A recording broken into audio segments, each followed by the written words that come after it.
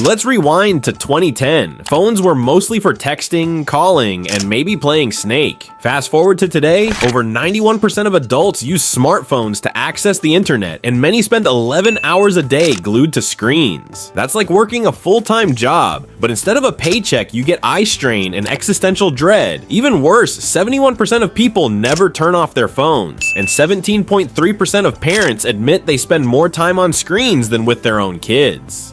What changed? Our devices became dopamine slot machines, and we just kept pulling the lever. Dopamine, the brain juice that's got you hooked. If your phone had a chemical mascot, it would be dopamine, the brain's own hype man. It's the neurotransmitter that says, oh yeah, this is good, let's do more of that. Whether it's food, socializing, or, you guessed it, scrolling Instagram, dopamine is what drives us to seek rewards. Studies on mice have shown that without dopamine, they won't even move to get food. That's right, starvation over effort. Now imagine what happens when your brain is rewarded every time you get a like, notification, or viral video. Ding, dopamine drops. Again and again. Your brain's reward system has been hijacked by Reels. Your brain has several dopamine-powered pathways, the mesolimbic and mesocortical being two of the big players. These are the same areas that light up when you eat cake or fall in love. But guess what? They're also activated when you laugh at a TikTok or check your notifications. Over time, this overstimulation leads to something called long-term potentiation, meaning those neural pathways grow stronger. Translation: your brain is getting better at craving the scroll and worse at enjoying regular life things like talking to your roommate or petting your dog. Why everything feels May lately? A fascinating study on rats found that those in stimulating environments released more dopamine until they were first given a dopamine-boosting drug. Then nothing impressed them anymore. Sound familiar? When our phones provide an endless stream of micro-rewards, normal life, like a walk in the park or a sunset, can feel underwhelming. This leads to anhedonia, a fancy word for nothing's fun anymore. Turns out, constant dopamine hits from phones can leave you emotionally flatlined. But hey, at least you've got memes, right? Attention span? More like attention snap. If you've ever opened your phone to reply to a message and ended up deep in a Reddit thread about space goats, real example, you felt the effects of shortened attention. Studies show that heavy phone users are worse at delaying gratification, a key skill for everything from saving money to finishing books. This phenomenon, known as delay discounting, means we're becoming more impulsive and less patient. Basically, we're becoming toddlers with credit cards and Twitter accounts. The not-so-silent notifications. Your phone might seem like a harmless way to pass the time, but research says otherwise, like a lot otherwise. A growing number of studies show that excessive screen time is strongly linked to rising levels of depression and anxiety, especially among teens and young adults. In fact, teens who spend over 5 hours a day on their phones are 71% more likely to develop suicidal risk factors compared to those who use their devices more moderately. And it's not just a teen thing. Adults aren't immune. Higher screen time has been consistently associated with elevated anxiety, mood swings, and feelings of loneliness. One landmark 2018 study revealed that trimming social media use down to just 30 minutes a day led to significant improvements in overall well-being, self-esteem, and sleep quality. That's half an hour of scrolling versus a potential happiness upgrade. Seems like a no-brainer.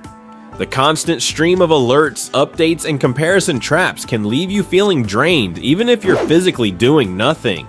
So no, you're not being dramatic. Your phone might actually be a handheld sadness machine cleverly disguised in a sleek metal frame. Social media is turning you into an insecure robot.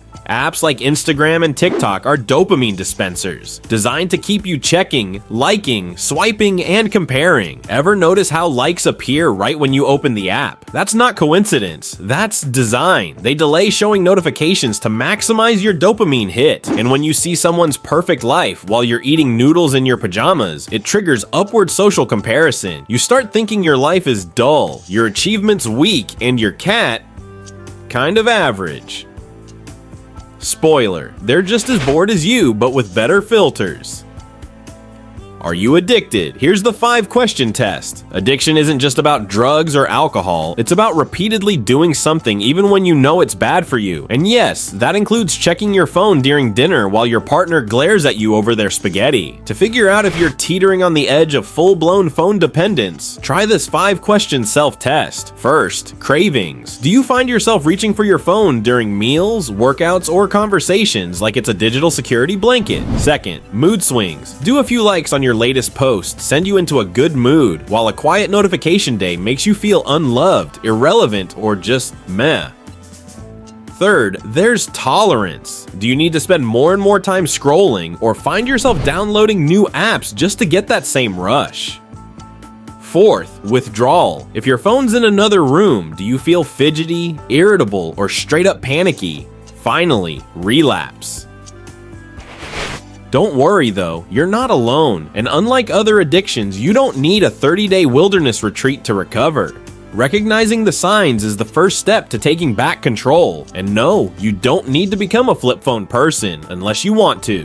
Your phone is literally stressing you out. Putting down your phone can actually make you feel more stressed. That uneasy, twitchy, where is my phone feeling? It's real. When you separate from your device, your body may start releasing cortisol, the infamous stress hormone that kicks in during fight or flight situations. Or apparently, when your phone is in the other room. Studies have found that people going through digital withdrawal often report feeling distracted, irritable, anxious, or downright moody. And what's our quick fix for that discomfort? You guessed it, picking up the phone again. This creates a vicious cycle. Stress leads to phone use, which briefly relieves the stress, which then builds again once the phone is put down. It's like trying to soothe a sunburn by standing closer to the sun. This isn't just bad for your focus, it's rough on your physical and emotional health too. Chronic cortisol release has been linked to sleep issues, fatigue, headaches, and even weight gain. So yeah, the device you thought was helping you relax might actually be microwaving your nerves. Fun, right?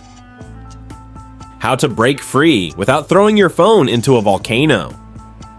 We need them to do essential things like call mom, reply to work emails, and yes, occasionally stalk our ex's vacation pics in silent judgment. But the good news is you don't need to go full hermit to reclaim your brain. There are smarter, science-backed ways to reduce screen addiction that don't involve wearing a tinfoil hat. One effective method is chronological binding. This simply means restricting the time you allow yourself to use your phone, like setting a strict 1-hour usage window in the evening. Researchers have found that when rats were only allowed access to addictive substances like cocaine for short bursts of time, they didn't spiral into obsessive behavior. Your brain surprisingly works the same way. Setting screen time limits or using app timers helps create a digital fence that stops you from falling into a scroll dash hole.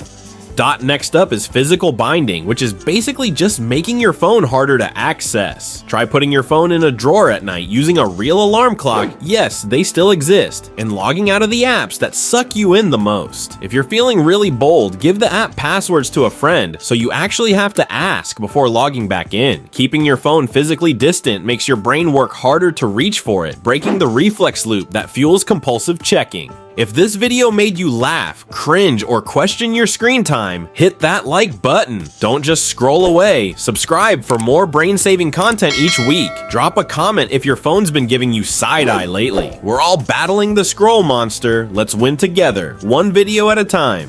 Thanks for watching. Now go stretch your legs and blink at something not backlit.